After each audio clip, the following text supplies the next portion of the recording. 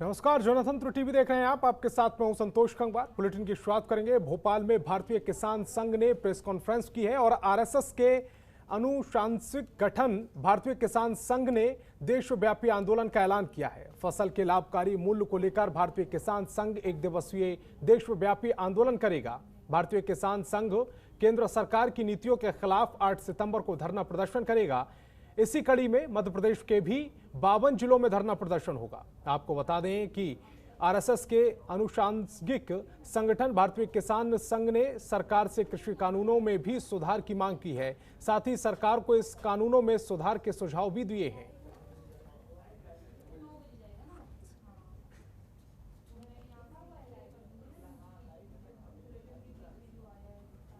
कि पिछले महीने की 7-8 अगस्त को दिल्ली हरियाणा की सीमा पर सेवा साधना केंद्र झिंझोली में अखिल भारतीय बैठक संपन्न हुई।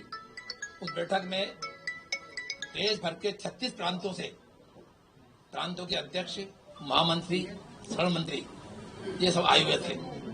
कोविड नियमों का पालन करते हुए 2 दिन तक विचार मंथन के बाद ये निर्णय हुआ कि देश के किसानों को अपनी उपज का उचित मूल्य नहीं मिल पा रहा है, इसलिए किसान गरीबी के साथ साथ कर्जदार होता जा रहा तेजी के साथ में। और खबर पर ज्यादा जानकारी के लिए दीपा श्रीवास्तव मेरी सहयोगी जुड़ रही हैं। दीपा, किसानों के भरोसे अब कांग्रेस उपचुनाव से पहले एक बड़ा कह सकते हैं कि कदम उठाने जा रही है, एक बड़ी रणनीति को अंजाम देने जा रही है। जी, निश्चित तौर पर अगर हम देखें तो लगातार कांग्रेस के द्वारा ये प्रयास किए जा रहे हैं कि सभी मुद्दों पर जो सरकार है उसे घेरा जाए। चाहे बिजली का मुद्दा हो, जिस तरह से अभी गर्माता हुआ नजर आ रहा है, उसी के साथ हम देख पा रहे हैं महंगाई के मुद्दे को लेकर भी काफी लंबे समय से कांग्रेस जो है रणनीति बनाती आई है और निश्चित तौर पर विरोध जो है तो वो भी जताया गया है कहीं ना कहीं। तो अब इसी विषय में आगे बढ़ते हुए कांग्रेस के द्वारा ये भी प्रयास किया जा रहा है कि किसानों को किस तरह से साधा जाए, किस तरह से उन्हें जो है मेन लाइन में लाया जाए। और आज जिस तरह से हमने देखा कि किसान मोर्चा की जो प्रेस कॉन्फ्रेंस है आज वो की गई, जिसके अंदर इस बात को रखा गया कि 8 सितंबर से कांग्रेस के जो किसान मोर्चा जो है उनके द्वारा प्रदर्शन किया जाएगा। उनका साफ तौर पर यही कहना है कि बीजेपी जो यानी सरकार, केंद्र सरकार की बात कर लें या मध्य प्रदेश सरकार की बात कर लें, दोनों ही जो न्यूनतम मूल्य है उस पे जो काजा फसल है उसे खरीदने का काम कर रही है, समर्थन मूल्य जो है उसको देने का काम कर रही है। तो कहीं ना कहीं उसको पैसे जो है उन्हें बढ़ाने की मांग उन्होंने की है। उन्होंने कहा है कि हमने सरकार के सामने 5 अपनी मांगे रखी है। उन्होंने कहा है कि 5 जो सुझाव है वो भी हमने सरकार को दिए हैं और लागत मूल्य जो है वो देने को लेकर हम आंदोलन कर रहे हैं कि जो लागत मूल्य है वो हमें दिया जाए, ना कि समर्थन मूल्य जो है वो दिया जाए। तो इस सारे विषयों को लेकर 8 तारीख को जो किसान मोर्चा है वो घेराव करेगा। केंद्र सरकार के द्वारा भी कहा गया, दिल्ली में भी और मध्य प्रदेश में भी जगह जगह पर आंदोलन जो है वो किए जाएंगे। और जो 5 सुझाव जो उनके द्वारा दिए गए, उन्होंने ये भी कहा कि सरकार के द्वारा हमारी बातों को नहीं माना जाता है, तो इन सभी विषयों को लेकर हम सरकार को घेरने का काम करेंगे। जी दीपा, 1-1.5 साल पहले तक कांग्रेस सत्ता में थी मध्य प्रदेश में और ऐसे में अब किसानों के भरोसे जो कांग्रेस अपनी उपचुनाव में रणनीति साधने की कोशिश कर रही है, क्या कांग्रेस इसमें कामयाब हो पाएगी? क्योंकि अगर 1.5 साल पहले भी अगर किसानों की बात की जाए तो बहुत अच्छी स्थिति में किसान तब भी नहीं थे। जी, ये बात कही जा सकती है कि पहले भी कोई बहुत अच्छी स्थिति जो है किसानों की नहीं रही है, लेकिन ये बात हमें संतोष हमेशा देखने को मिलती है कि चाहे कोई भी पार्टी हो, किसानों के ऊपर कहीं ना कहीं जो राजनीति है वो करने का प्रयास करती है। सियासत जो है वो सियासी रोटियां जो है वो सीखने का काम कहीं ना कहीं सभी पार्टियां जो है किसानों के भरोसे वो करने का काम लगातार करती भी नजर आती है। हालांकि अगर कांग्रेस की बात की जाए तो कहीं ना कहीं किसानों के लिए निश्चित तौर पर काम किए गए थे।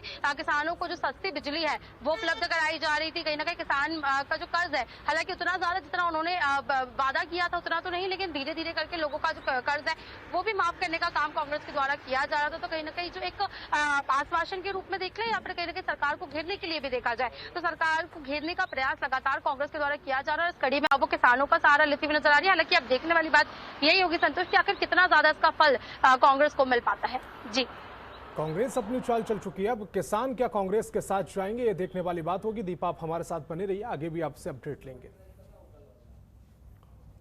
और 6 सितंबर को बड़वानी में कांग्रेस की ओर से आदिवासी जन आक्रोश रैली का आयोजन किया जाएगा, जिसमें प्रदेश के पूर्व मुख्यमंत्री कमलनाथ सहित कई कांग्रेसी नेता शामिल होंगे, जिसको लेकर कांग्रेस कार्यकर्ताओं ने इस आयोजन को सफल बनाने के लिए पार्टी के कार्यकर्ताओं और पदाधिकारियों से चर्चा कर रूपरेखा तय की जा रही है।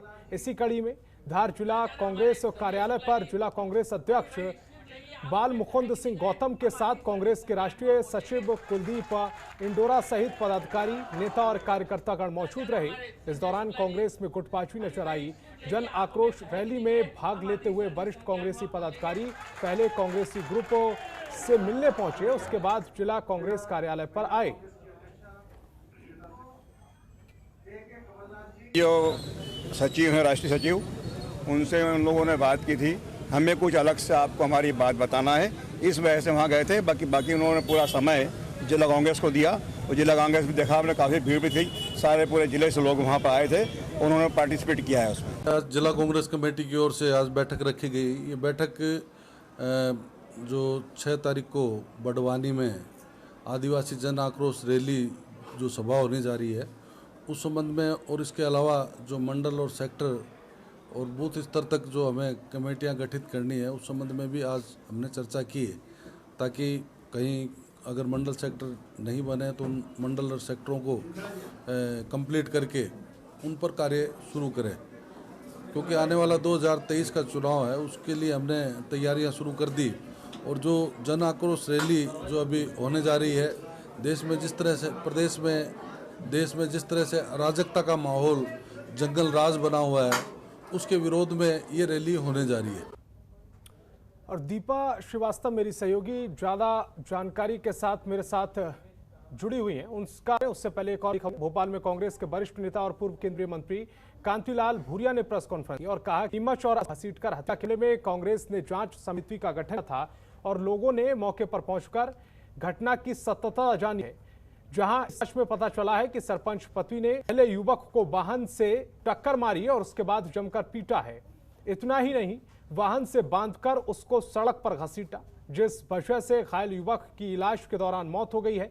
वीडियो सामने आने से पहले पुलिस किसी और को ही आरोपी सही थी, लेकिन जब वीडियो मुख्य आरोपी को गिरफ्तार किया गया। सरकार के मंत्री ओम प्रकाश सकलेचा के मामले को दबाने पर भी भूरिया ने आरोप लगाया है। उन्होंने कहा है कि आदिवासियों को सकलेचा की ओर से मामले को दबाने को कहा गया था। इससे पहले भी आदिवासियों के खिलाफ लगातार प्रदेश में कई घटनाएं सामने आई हैं। हमारे प्रदेश के लोकप्रिय अध्यक्ष माननीय कमलनाथ जी ने मेरी अध्यक्षता में एक कमेटी बनाई, जिसमें हर्ष विजय गहलोत, मनोज चावला, पाचीलाल जी और नागदा के विधायक हमारे साथ हम लोग वहाँ पहुँचे थे, ग्राम बारंदा। वहाँ जाके हम लोगों ने सारी स्थिति देखी और सब प्रकार के लोगों से पूछताछ भी की, फिर आखिर में ये घटना कैसे घटी। निवाड़ी जिले के प्रभारी मंत्री गोपाल भार्गव का बयान सामने आया है, जिसमें वो कांग्रेस के एक पूर्व नेता को असुर कह रहे हैं, जबकि उन्होंने किसी का नाम नहीं लिया है। लेकिन ये कयास लगाए जा रहे हैं कि गोपाल भार्गव का इशारा कुछ समय पहले दिवंगत हुए कांग्रेस के कद्दावर नेता ब्रजेंद्र सिंह राठौर की ओर है। कांग्रेस ने इस बयान को लेकर गोपाल भार्गव को आड़े हाथों लिया है। ब्रजेंद्र सिंह राठौर के बेटे और पृथ्वीपुर से संभावित प्रत्याशी नितेंद्र सिंह राठौर का कहना है कि इस तरह की बयानबाजी राजनीति में ओछी मानसिकता का प्रतीक है, और विशेषकर उस स्थिति में जब वो व्यक्ति दुनिया में नहीं रहा जिसको लेकर यह बयान दिया गया है। क्योंकि इतना आतंक बढ़ गया था, यहाँ पर भी असुरों का आतंक हो, मैंने देखा, सुना है, शायद आपको सबको समझ में आ गया होगा। ऐसे असुर जिन्होंने संपत्ति बनाने के अलावा इस क्षेत्र का कोई विकास नहीं किया, सिर्फ उन्होंने लोगों को लड़ाने का काम किया।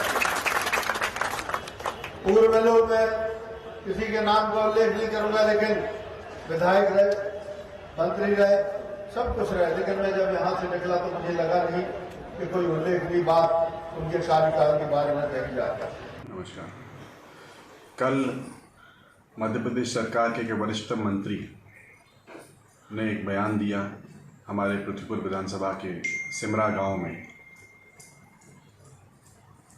मैं उस पर ज़्यादा कुछ नहीं कहूँगा, लेकिन मेरा उनसे अनुरोध है कि वो काफ़ी वरिष्ठ हैं, सम्मानीय हैं, और इस तरह की अमर्यादित भाषा का प्रयोग अगर इतना वरिष्ठ कोई मंत्री या नेता करेगा तो इसका प्रभाव हमारे तो ठीक है, उनकी खुद की पार्टी पे अच्छा नहीं पड़ता है।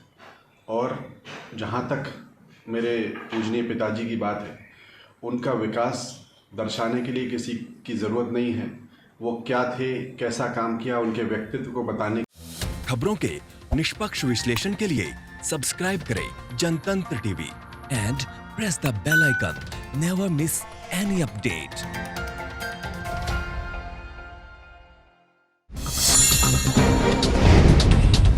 Download the Janatantra TV app, available on Google Play and App Store. Download it now.